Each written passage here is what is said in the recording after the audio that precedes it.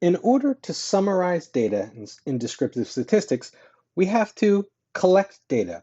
And if we're not going to collect the entire population's worth of data, we need to know, is this good data that we're working with? So let's look at this example. Suppose a reporter gathers information on the values of homes in Malibu, California, and finds the average value to be $3.65 million. He then writes in his newspaper column that the average home value in the US is $3.65 million. Would you be comfortable with this claim? If any of you are not familiar, Malibu, California is an extremely rich area of the country. So when he found the average value of homes in Malibu, California, it was $3.65 million. That tells you about Malibu, California. However, it's not a good idea in any way to then assume that the average home value in the US is $3.65 million. That's way too high. So essentially, if he wants to make a claim about the average home value in all homes across the United States, choosing just data from Malibu, California to represent homes across the entire country is a horrendous idea. It's an extremely, extremely affluent area that does not represent most people. So what we're going to be looking at here are what we call sampling techniques. Sampling techniques to be able to find representative data. We want representative data.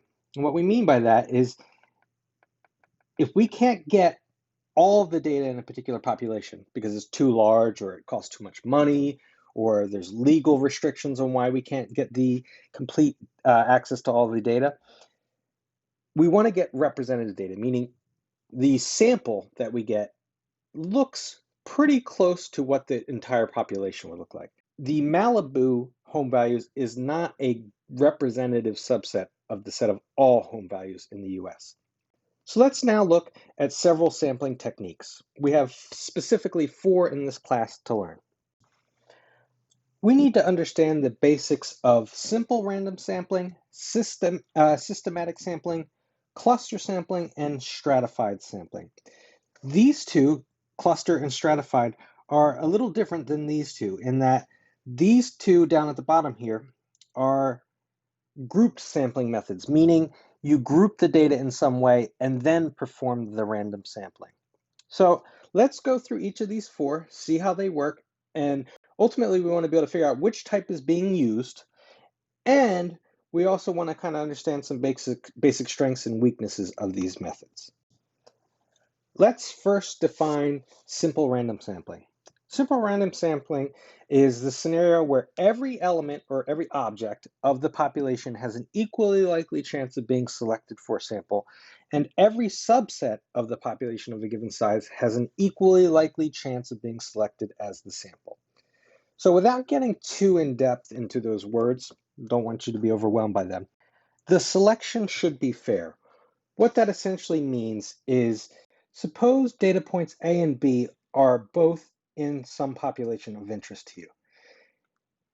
In order for the sampling to be simple random, each of these two things, A and B, both have to have an equally likely chance of being chosen.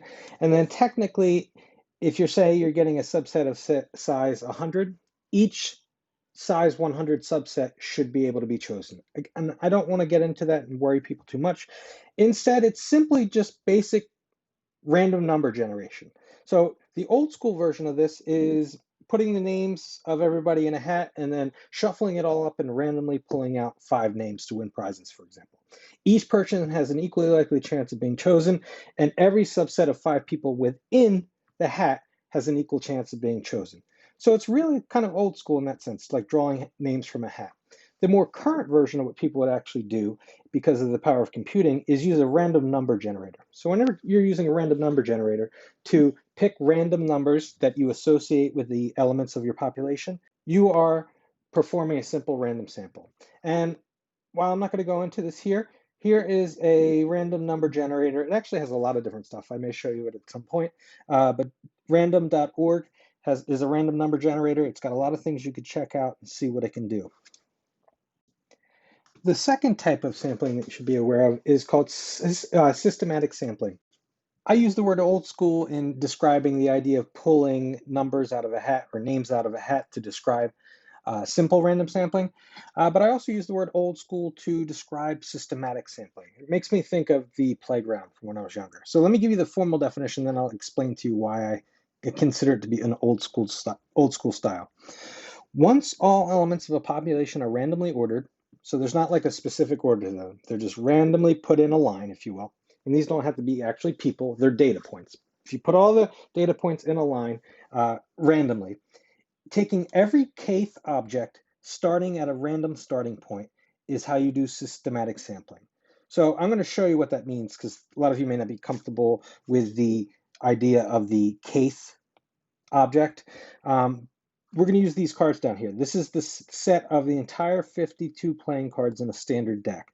I had them randomly put together, so they're not in order in some specific way that they often are. Actually, I used random.org to give me this.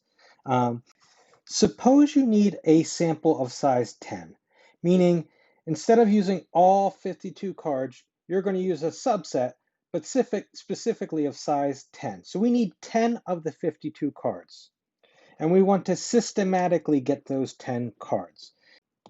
We're going to start at the 7th card with k equals 3. So we're going to describe what this kth object means. In this case, I'm choosing k equals 3. You could do this in many ways, but I chose to start with the 7th card and let k equal 3. So let's do that first, and then again, I'll explain why I consider it to be old school. So we're going to start at the 7th card, and we're going to just go across from left to right as if you're reading. That's how we're going to count. And we're going to keep doing this until we get a total of 10. So we're going to start at the 7th card. 1, 2, 3, 4, 5, 6, 7. So we've got the 7th card here. And now every third card from there, that's what the k equals 3 represents. Every third card from there, I'm going to select to be part of my sample. So 1, 2, 3, that gives you the 9 of diamonds. Then 1, 2, 3 from there is queen of clubs. 3 from there is 10 of clubs. 8 of diamonds. 6 of hearts. 7 of spades. 2 of spades. And right now that puts us at 1, 2, 3, 4, 5, 6, 7, 8. We need 2 more. So from there, from the 2 of spades, 1, 2, 3, that puts us at the 3 of diamonds. 1, 2, 3, that puts us at the 5 of spades. We now have a subset of size 10. So these 10 cards that are circled now make up our sample. The reason it's a sample is because it's not the entire population. It's not all the cards, it's a subset of it. And then we're going to do our studies from those 10 cards, if you will. So again, I chose this and this. You could do it differently. You could have chosen, all right, we're going to start with the 4th card and use k equals 5, let's say. Again, what k really means, you could think about it as just a counter, what you're counting by.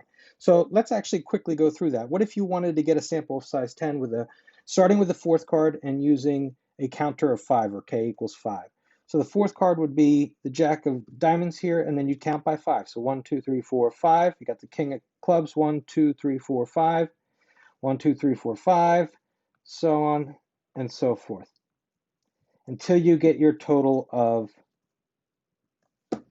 10 cards. So in yellow, if you put them all together, that's a sample of size 10 of the entire set of playing cards.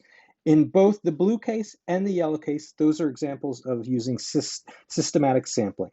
And the reason I consider it old school, again, you can ignore this if it's not of value to you, is I just remember in school when I was a kid that in gym class, they'd line us up. I don't know how random that was, because I'm sure friends were purposely selecting being near each other or something like that. But they'd have everybody count off up to 3 and then start over. So for example, this person would be 1, 2, 3, 1, 2, 3. And basically all the 1s would go play basketball, maybe all the 2s would go play tennis, and all the 3s would go play baseball or something like that. So it kind of reminds me of that. Of course, you can completely ignore that if it does not help you in any way. Over here, though, you saw systematic sampling. So that's our second type of sampling. The remaining sampling techniques that you need to be concerned with will be in a coming screencast.